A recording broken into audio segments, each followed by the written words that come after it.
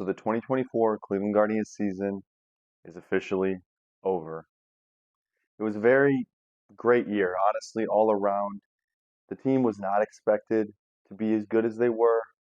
Many projections had them finishing third or fourth in the division, but they kind of defied the odds and with a young, exciting group of players, ended up winning the AL Central, moving on past the Tigers in the ALDS, and then ended up ultimately falling short to the Yankees in the ALCS.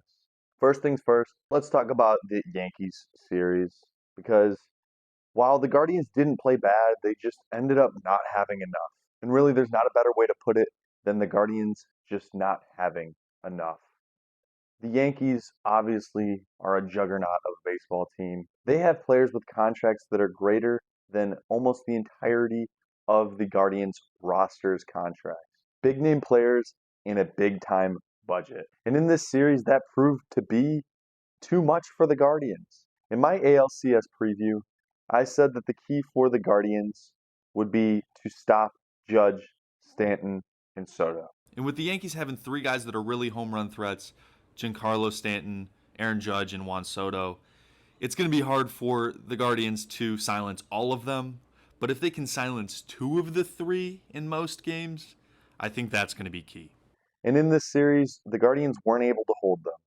Soto, Judge, and Stanton combined for, I think, 10 home runs and really just overpowered the Guardians and propelled the Yankees to a series win. When it comes down to it, those three guys for the Yankees just made it impossible for the Guardians to win this series. They had to do better against those three, and they didn't. Simple as that. Another quick tidbit from my ALCS preview. I was very high on Tommy Kahnle's changeup. His changeup. He's a bit of a changeup merchant, and if you've been watching the Guardians, changeups are their kryptonite. They cannot hit them, and Tommy Kahnle will probably spam that changeup. And I think that it is kind of hilarious. For the save in game four, he threw 18 straight changeups, and that was the only pitch that he needed to get the save in that one. There were a few bright spots for the Guardians. Obviously, you got Jhonkensy Noel's big time, game tying home run, and David Fry's walk off home run from game three. But you also had Tanner Bybee, after getting shelled in his first outing against the Yankees, coming out in game five and having a really good performance. You had guys like Cade Smith, Tim Herron, Hunter Gaddis really stepping it up in the bullpen. And while Clase didn't have a great series by any means and looked like a shell of himself, he came out there in game five and gave it his all. And he really looked good. He looked like himself again. Bo Naylor stepped up, something that I thought would never happen in the postseason. Stephen Kwan continued his dominance. And overall, the offense did look better at times. There were no long lasting streaks of no scoring like we saw in the Tigers series. It gives me hope for the future. But a loss is a loss, and it sucks to see, especially coming at the hands of the Yankees, a team that I have a lot of hatred for. And I know it's not right to hold hatred, but I think it's warranted versus the Yankees. But putting my hatred aside, what really makes me sad about this loss is the end of the baseball season. And there's something so heartbreaking about an end of a baseball season because it's the end of the summer. You really get to know these players over a 162 game season, especially if you are the type of fan that watches every game. The announcers, the players, they really become part of your daily, nightly routine and something that you bond with friends, family, other fans, something to hold on to when maybe other things are kind of going rough. And I mean, in baseball, it's more evident than other sports because there is such a long season, so many games. It almost becomes routine.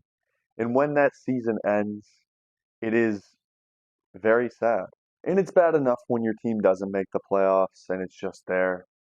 But when your team is in the playoffs and there is that implication that there is just a little bit more baseball, if they could have just won the game, it makes it that much harder to accept.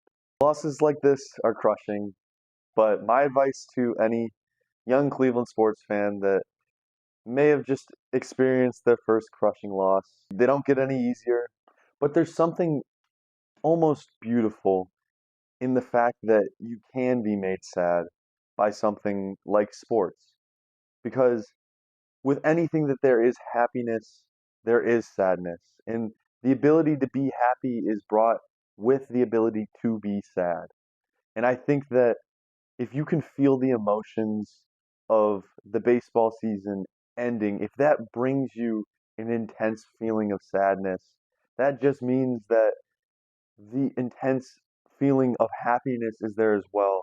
And all feelings are worth feeling. I'm personally just thankful that baseball has that ability to make me feel those feelings.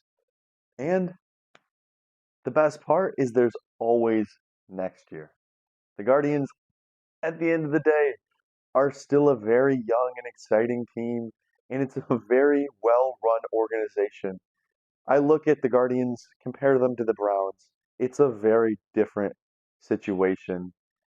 I have full confidence that the Guardians will be back. This organization just is run in a way that they are going to be back. And you look at the farm system, you have Chase DeLauder, you have Travis Bazana, Tugboat Wilkerson. These guys are going to be up sooner rather than later, contributing to the major league team, and it's going to be fun.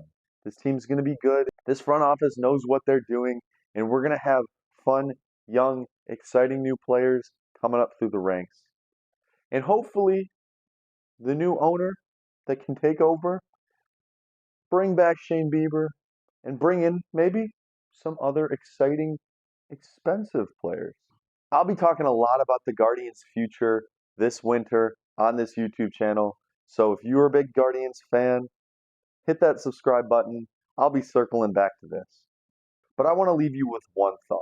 As sad as it is that the season is over and we lost to the Yankees and we had to witness the Yankees celebrating on our team's field for one Thursday evening in Cleveland, it was both Christmas and summer for one more day.